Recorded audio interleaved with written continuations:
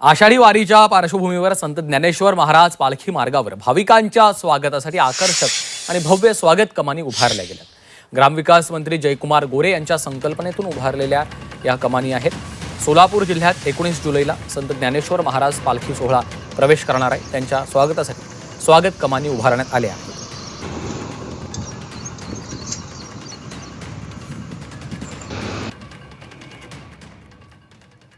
साधू संत येती घरा तोची दिवाळी दसरा। संत तुकाराम महाराजांनी सांगितलेल्या या अभंगाप्रमाणेच पंढरपूर मध्ये येण्यासाठी लाखो वारकरी संत ज्ञानेश्वर महाराजांच्या पालखी सोहळ्यातून पंढरपूरकडे मार्गस्थ झालेले आहेत आणि याच पालखी मार्गावर सोलापूर जिल्ह्यामध्ये प्रवेश करत असताना पालकमंत्री जयकुमार गोरे यांच्या संकल्पनेतून ग्राम विकास व पंचायत राज विभागाच्या माध्यमातून अशा भव्य स्वागत कमानी वारकऱ्यांच्या स्वागतासाठी आळंदी पासून पंढरपूर मध्ये लावण्यात आलेले आहेत। आता आपण सोलापूर जिल्ह्याच्या सीमेवर आहोत।